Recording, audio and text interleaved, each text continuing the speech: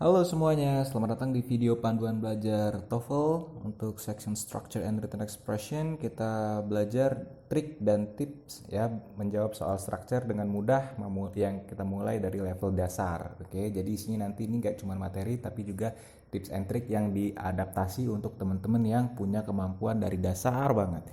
Oke, alright. Ini dia. Sebelum saya mulai, teman-teman, saya kasih tahu dulu kontennya. Dalam video ini kita akan mempelajari tentang apa itu kalimat, subjek, predikat, preposisi, participle, apositif, dan kesimpulan. Saya sudah kasih warna berbeda. Harapannya dipahami. Subjek ini nanti akan berwarna hitam tebal, lalu ada predikat berwarna merah, preposisi berwarna coklat, lalu ada participle berwarna biru tua ya, lalu ada apositif berwarna ungu. Apa saja pengertian dari mereka ini nanti akan kita lihat dalam penjelasan. Oke, lanjut. Pertama teman-teman harus memahami dulu apa itu yang disebut sebagai kalimat ya. Ini teman-teman bisa baca, kalimat itu harus lengkap, harus ada subjek dan predikat. Oke, contohnya ini Budi eats pizza. Ini Budinya subjek, eats-nya adalah predikat. Lalu Theo is a doctor, Theo-nya adalah subjek, is-nya adalah predikat. Nah, saya sudah tandai seperti ini, subjek, predikat ya. S, subjek, P, predikat. Oke, lanjut. Nah, bagaimana sih caranya kita bisa mengenali subjek? Oke, subjek itu biasanya di awal kalimat ya teman-teman. Oke, lalu ciri-cirinya dia diawali dengan the, kata the, dan en. Ya, nih seperti ini contohnya nih, the American food, a black cat, an apple, gitu-gitu. Ini berarti subjek, dia boleh menjadi subjek. Lalu diawali huruf besar ya, artinya dia sebuah nama, baik nama benda, nama orang, nama tempat, gitu-gitu. Nah ini, lalu ciri imbuhan, teman-teman bisa lihat socialism, excellence, ujungnya ism, ens, ini imbuhan nih. Nah, akhiran-akhiran ini bisa dicirikan sebagai subjek ya. Ini cara mudah banget untuk mengenali subjek. Wah, ini imbuhannya ini berarti subjek nih gitu. Jadi nanti teman-teman sering-sering aja balik ke slide yang ini kalau untuk mencari subjek. Lalu imbuhan orang ini or, is ya, teacher, actor, tourist, musician, ini benda tapi yang mengacu kepada orang. Lalu ada kata ganti, Ayu Dewi, she, he, it. Ya, Ayu Dewi ini untuk subjek yang plural, banyak, sehingga nanti predikatnya pun harus predikat plural. Yang ini she, he, it, singular. Ya, nanti predikatnya pun harus singular. Oke, langsung kita masuk ke predikat ya. Apa sih predikat? Nah, predikat ini adalah kata kerja yang ada dalam sebuah kalimat. Nah, ini ciri-cirinya apa aja teman-teman? Teman-teman bisa lihat nih, yang pertama berupa to be ya. Bisa is, was, are, were. Is, was kalau untuk subjeknya yang satu singular ya, yang tidak pakai s. Lalu yang are, were ini untuk subjeknya yang plural, yang majemuk, jamak, sorry. Subjeknya yang jamak. Jadi nanti predikatnya ini. Kalau to be yang singular ini is sama was. Begitupun ya auxiliary ini ya. Yang have ini untuk plural, has ini buat singular gitu. Yang had ini buat lampau. Enggak, anyway, teman-teman gini aja, perhatikan saja kalau dia berupa to be berarti ini predikat, udah gitu aja. Berupa auxiliary ini berarti predikat. Berupa modal, can, could, will, would, ini berupa predikat. Oke, yang saya warnai merah di sini berarti ini berpotensi menjadi predikat ya. Ini berupa aktivitas, kata kerja yang berupa aktivitas, verb ya, eat, makan, talk, bicara, dalam bentuk present dan bentuk lampaunya ate, talked. Nah, selain ini teman-teman juga bisa melihat dengan ciri-ciri akhiran ya, seperti soften, populate, memorize, ujungnya en, ate, ize. Ini sangat membantu sekali untuk kalian yang memulai dengan vocab yang nggak terlalu banyak. Jadi bisa lihat aja imbuhan-imbuhan en, ate, ize gitu ya. Sama seperti sama seperti mengenali subjek. Oke, sekali lagi saya tekankan teman-teman, perhatikan ini is, was, are, were, have, has, had, do, does, did, dan modal can, could, will, would, dan seterusnya ini boleh menjadi predikat ya. Jadi nanti kalau teman-teman ketemu soal, lihat ada mereka nggak di soal gitu. Kalau mereka nggak ada berarti mereka yang dicari dalam jawaban. Oke, gitu triknya ya. Oke, lanjut. Nah, ini contohnya teman-teman bisa lihat, ini mudah banget ya. Jadi jangan langsung pusing, lihat predikatnya ada atau enggak. Kalau ada predikatnya, lihat subjeknya ada atau enggak. Oke, lihat predikatnya ada. Ya, ada ya. Oke, predikatnya ada, was. Lalu ada subjek, tidak ada subjek. Maka di A, B, C, D cari yang subjek. Oke, dan subjeknya harus singular ya, karena predikatnya was. Ingat tadi di pengantar saya predikat was untuk singular. Maka cari yang predikatnya subjeknya singular. Yesterday bukan benda, keterangan waktu. Yang B keterangan waktu juga. Yang C benda, yang D juga benda. Tapi yang D ini ada S-nya. Artinya dia jamak. Jadi yang tepat adalah yang traffic.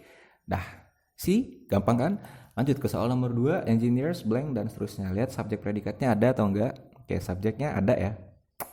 Engineers, predikatnya? Ya, betul, enggak ada. Predikatnya enggak ada. Jadi kita cuma punya subjek. Nah, maka di sini harus cari yang predikat. A, B, C, D, cari yang predikat. Ya, A, B, C, D. Yang mana? Ya, betul. Jawabannya adalah yang B. Kenapa? Karena R adalah predikat. Necessary, hopefully, next month ini bukanlah predikat gitu. Alright, langsung. Nah, ini hati-hati ya. Preposisi saya kasih warna berbeda. Preposisi bukan subjek. Jadi kalau ada preposisi yang di depan kata benda, oke, ada preposisi di depan kata benda yang tadinya benda itu berpotensi menjadi subjek, maka potensinya menjadi subjek menjadi gugur. Jadi dia bukanlah menjadi subjek lagi. Apa aja sih preposisi yang sering muncul nih? Preposisi itu ada banyak, tapi yang sering muncul ini. During, of, from, for, in, on, at, by, since, with. Oke, ini preposisi. Preposisi ya. Jadi kalau ada mereka di depannya berarti kalimat itu, kata benda itu tidak boleh menjadi subjek. Oh ya, satu lagi ada like ya. Like, saya tambahin dulu di sini. Aduh, sorry. Kita tambahkan dulu like. Like, bukan like berarti suka ya. Like-nya like lalu ada kata benda di depannya. Berarti dia adalah preposisi. Ingat ya, jadi mereka bukan subjek. Nah, contohnya ini, in the TOEFL course blank the bla bla bla bla. Kita lihat subjek predikatnya. Oke, subjek predikatnya yang kita punya prep. Oke, kita punya preposisi. Sorry, warnanya ini salah. Kita ganti dulu warnanya dengan warna preposisi. Yap. Ini dia warna preposisi. Jadi di sini bukanlah menjadi subjek, walaupun the ciri-ciri subjek ya, the TOEFL course ya. The TOEFL course ini boleh menjadi subjek, tapi depannya ada in, jadi dia tidak boleh jadi subjek ya. Hati-hati, dia tidak boleh menjadi subjek. Maka subjeknya adalah yang setelah koma ada the lagi, yang tidak ada preposisinya. Nah ini, tapi the tidak boleh jadi subjek, dia hanya menjadi ciri-ciri subjek. Dia butuh kata benda di belakangnya, maka di sini butuh kata benda ya untuk jadi subjeknya. Dan ini tidak ada. Yang ada koma lalu ada predikat read, kata kerja nih, lalu ada read, write nih, membaca dan menulis. Nah, bagaimana menganalisa soal seperti ini teman-teman? Jadi cuekin aja preposisinya, lalu di sini yang dibutuhkan adalah s. Nah, s ya berarti ya, s. Kalau teman-teman berpikir p ini sudah ada predikatnya, maka salah. Kenapa? Karena gini teman-teman, subjek dan predikat tidak boleh dipisah oleh koma, oleh satu koma ya. Ini analoginya seperti ini kira-kira. Setiap hari misalnya saya makan, mandi dan tidur. Nah, artinya ini makan, mandi dan tidur ini adalah satu kesatuan predikat ya. Oke, jadi seperti ini analisanya. Oke. Kita butuh subjek dan predikat. Kenapa? Subjeknya students, predikatnya listen. Jadi di dalam TOEFL course, murid-murid mendengar, membaca dan menulis. Nah, mendengar, membaca dan menulis ini adalah satu rangkaian ya teman-teman, satu rangkaian predikat. Jadi dia bukan berarti ada beda predikat. Dia sama satu predikat saja gitu.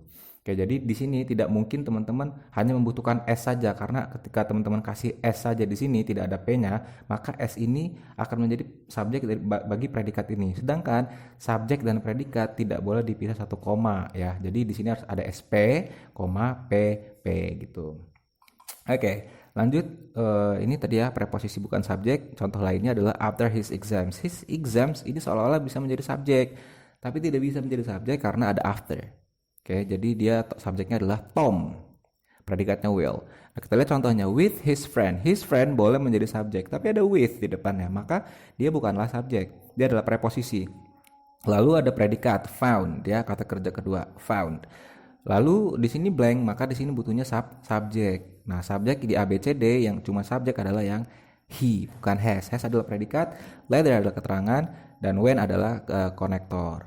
Jadi salah ya. Jadi yang benar adalah yang B, he. Oke, lanjut. Participle. Participle bukan predikat. Ingat ya, participle bukan predikat. Apa sih participle? Participle adalah bentuk kata kerja verb tapi dijadikan ing. Verb ing atau verb 3. Ingat sekali lagi, verb ing atau verb 3. Dan mereka bukan predikat ya. Verb ing bukan predikat. Contoh. The man is talking to his friend.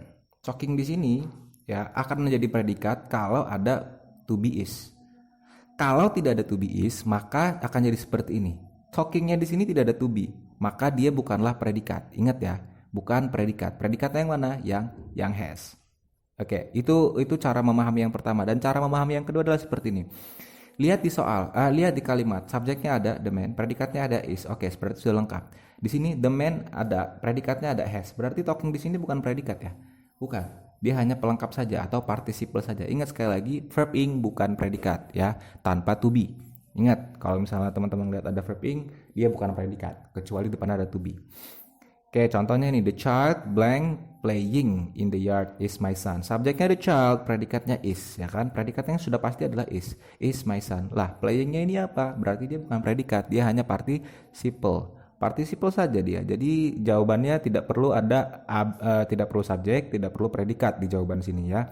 Hanya pelengkap saja. Kalau teman-teman jawab is, salah karena sudah ada predikat. Jawab he juga salah karena sudah ada the child. Jawab was juga salah karena sudah ada predikat is. Maka jawabannya adalah yang now. Gitu. Jadi dalam kalimat teman-teman cuma cukup cari subjek predikat saja. Kalau sudah lengkap berarti jangan cari subjek predikat lagi. Udah, gitu aja. Yap. Contoh lain, tadi kan verb ing ya, sekarang kita lihat yang bentuk verb 3-nya. Subjeknya the package, lalu predikatnya will. Sudah lengkap.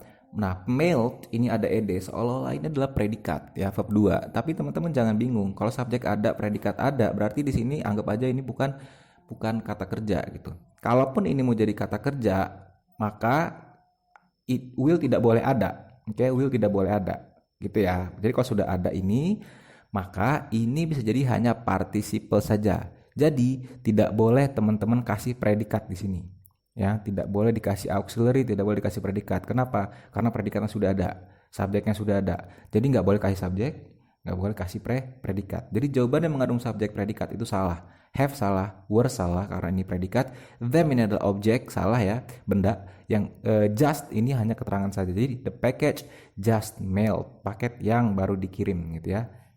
Di kantor pos will arrive Monday, akan tiba. Nah, tibanya inilah sebagai predikat. Oke. Nah, ini teman-teman untuk mengenali kalau misalnya apakah mereka verb 3, verb 2 atau participle. Ya, ini kalau subjeknya she langsung ketemu verb painted berarti dia subjek predikat. Titik ya, tidak ada lagi embel-embel. Tapi kalau nomor 2 she has. Nah, has ini kan predikat ya, auxiliary ya, subjek predikat. Nah, paintednya berarti ini adalah verb 3. Oke, berarti verb 3. Karena apa? Verb 2 sampai verb 3 untuk kata kerja yang yang regular, yang beraturan, dia tinggal nambahin ed saja. Nah, masalahnya akan jadi bingung antara verb 2 dan verb 3. Untuk membedakannya, depannya kalau verb 3 ada has. Kalau verb 2 tidak ada, langsung subjek saja. Tapi mereka tergolong kata kerja. Nah, bagaimana dengan yang contoh ketiga? Subjeknya the picture, predikatnya is. Ini ya. Berarti paintednya ini bukan predikat. Oke, you got it? Oke, pelan-pelan aja, nanti videonya bisa ditonton berulang-ulang ya. Oke, lanjut ke skill berikutnya, yaitu apositif ya teman-teman. Kenali apositif. Apa sih apositif? Apositif itu adalah rangkaian kata benda yang datang sebelum atau sesudah kata benda utama ya. Contohnya ini Tom. Tom ini subjeknya predikatnya is. Ada atau nggak ada a really good mechanic, kalimat ini sudah lengkap. Tom is fixing the car. Udah aman, selesai ya. Tapi kadang-kadang orang menambahkan apositif di antara subjek dan predikatnya untuk mempertegas atau memperjelas. Tom, seorang mekanik yang hebat. Nah, mekanik ini orang ya, orangnya siapa? Tom gitu. Jadi ada atau nggak ada dia, nggak ada masalah. Nah, cara menjawabnya teman-teman kalau melihat seperti ini, lihat subjek Tom dan predikat is tidak boleh dipisah 1 koma ya. Dia harus dipisah 2 koma. Nah, ini ada koma buka, ada koma tutupnya. Jadi baru ada predikatnya. Jadi tidak boleh ada subjek, predikatnya di dalam sini tidak boleh, ataupun predikatnya di sini, subjeknya di sini, itu nggak boleh ya. Oke, itu namanya apositif. Lalu yang ini contohnya kalau apositifnya muncul di depan, a really good mechanic, Tom. Nah, Tomnya langsung ketemu is, tidak ada koma ya. Oke. Contohnya ini George is attending the lecture. Yang kedua blank, Sarah rarely misses her basketball shots. Bagaimana cara menganalisanya? Seperti ini teman-teman. Nomor 1 predikatnya is, sudah ada predikat is, lalu ada koma, di sini ada George. Nah, George ini seolah-olah bisa jadi predikatnya si is, subjeknya is. Tapi lihat George dan is dipisah 1 koma kan, dipisah 1 koma. Jadi ini tidak boleh berhubungan ya subjek predikat, bukan. Berarti subjeknya si is ada di sini. Nah, subjek harus kata benda dan kata bendanya harus sesuai dengan George. gitu ya. Nah, di A B C D mana yang cuman kata benda? Ya, jawabannya cuman D, my friend. Ini setara dengan George. Nah, jadi my friend George is attending the lecture. Contoh kedua sama ya. Blank, setelah blank ada Sarah subjeknya, lalu ada predikat Mrs. Subjek dan predikat tidak dipisah koma, udah lengkap dia. Berarti di sini cuma butuh A positif. A positifnya yang mana di antara A B C D ini? A positif yang tidak boleh mengandung predikat dong, karena predikatnya sudah ada. Predikat yang jawaban B ada predikat is, jawaban C ada predikat is juga. Jadi B dan C salah. Jadi antara A dan D. Tapi yang D itu play. Sama seperti ini tadi. Mekanik itu kan orang ya, mengacu ke si Tom. Lah ini play mengacunya ke siapa? Play mengacunya ke Sarah, bukan. Player yang mengacu ke Sarah, karena Sarah adalah pemain, bukan permainan ya. Play ini artinya permainan. Kalau dia play mengacunya berarti ke basketball. Gitu. Itu contoh soal untuk A positif ya, teman-teman. Nah, ringkasan materi di skill 1, ingat hal pertama yang harus kalian ketahui adalah kalimat harus mengandung subjek dan predikat. Yang kedua, jangan bingung ketika ada rangkaian kata yang nyelip di antara subjek dan predikatnya, karena itu hanya berupa A positif saja. Dan A positifnya harus sesuai dengan si subjek ya. Ciri-cirinya ada 2 buah koma di antara subjek predikat. Jadi kalau ketemu subjek, lalu ada koma, cari dulu koma tutupnya, baru cari predikatnya gitu ya.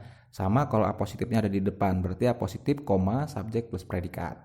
Lalu yang keempat, preposisi itu bukan subjek. Ingat, preposisi bukan subjek ya. Dan yang kelima, participle, verb ing atau verb 3 bukan predikat. Oke, so itu dia teman-teman panduan belajar skill 1 ya, skill structure skill 1. Nanti saya akan kasih contoh soal, teman-teman bisa tonton dan mudah-mudahan bisa lebih mengerti lagi ya. Setelahnya nanti baru saya kasih soal-soal latihannya.